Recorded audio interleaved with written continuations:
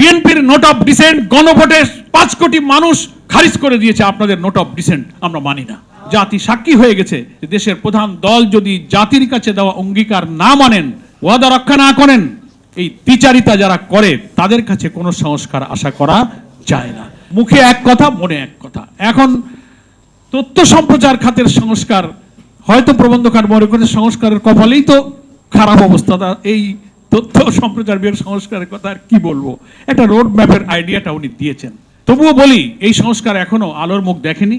পার্লামেন্টের সেশন চলছে, একটা সেশন শেষ হয়েছে।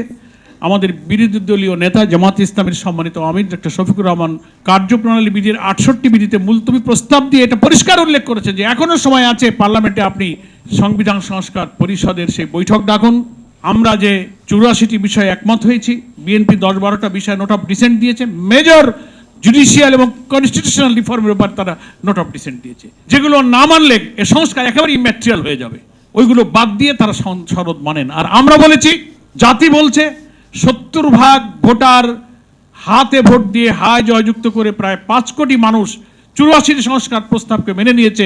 গণভোটের 4টি প্রশ্নের উত্তরে হা বলেছে। ইভেন যারা এখন ক্ষমতায়, তাদের যিনি প্রধানমন্ত্রী, তিনিও তো হা ভোটের পক্ষে ক্যাম্পেইন করেছিলেন। কি করেছিলেন না? তো আমরা তো সুধারণার ভিত্তিতে বিশ্বাস করবো, তিনিও হাতে ভোট দিয়েছিলেন। যে স্বরাষ্ট্রমন্ত্রী, আইনমন্ত্রী ব্যাখ্যা দেন পার্লামেন্টে, তারাও হাতে ভোট দিয়েছিলেন। তাহলে হাতে ভোট দেওয়ার অর্থ হলো যে আপনি 84টি সংস্কার উইদাউট নোট অফ ডিসেন্ট আপনি মেনে নিয়েছেন। এখন বলেন না, এটা আমরা মানব না, এটা ভোট করার জন্য আপাতত আমরা সই করেছিলাম। এটা কি কোনো দায়িত্বশীল, সৎ, সিনসিয়ার পলিটিক্যাল পার্টির কোনো বক্তব্য হতে পারে? পার্লামেন্টের মতো জায়গায় জাতি সাক্ষী হয়ে গেছে যে দেশের প্রধান দল যদি জাতির কাছে দেওয়া অঙ্গীকার না মানেন, ওয়াদা রক্ষা না করেন, এই দ্বিচারিতা যারা করে তাদের কাছে কোনো সংস্কার আশা করা যায় না। তারা তাদের দলের স্বার্থে, দলীয় উদ্দেশ্য হাসিলের জন্যই সব রাজনীতির মারপ্যাচ, শুভঙ্করের ফাঁকিগুলো জাতির সামনে দিয়ে যাচ্ছেন। তবুও যেহেতু আজকে প্রসঙ্গটা হলো তথ্য সম্প্রচার, জাতির রাজনৈতিক সংস্কার হয়নি, জুডিশিয়াল রিফর্ম হয়নি, অ্যান্টি কারাপশন কমিশন বলেন, আপনি পাবলিক সার্ভিস কমিশন বলেন, সমস্ত কনস্টিটিউশনাল পোস্টের সংবিধানের সংস্কারের প্রস্তাব ছিল, একটাও মানা হয় নাই।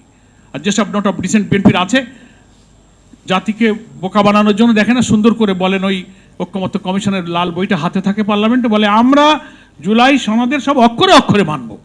কি বলে না? মানুষ বলে কি রে, এরা কয় মানবো, আবার বিরোধী দল কয় মানো না।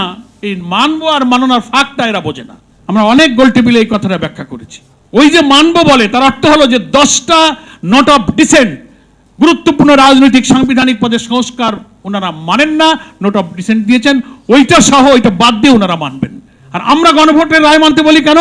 যে গণভোটের যে 84টা ঐক্যমতের বিষয়কে 4টা প্রশ্নের মধ্যে অ্যাকোমোডেট করে রায় চাওয়া হয়েছিল, হা বলুন, 70% মানুষ হা বলেছে, ফলে ওখানে কোনো নোট অফ ডিসেন্ট নাই। বিএনপির নোট অফ ডিসেন্ট গণভোটে 5 কোটি মানুষ খারিজ করে দিয়েছে আপনাদের নোট অফ ডিসেন্ট আমরা মানি না।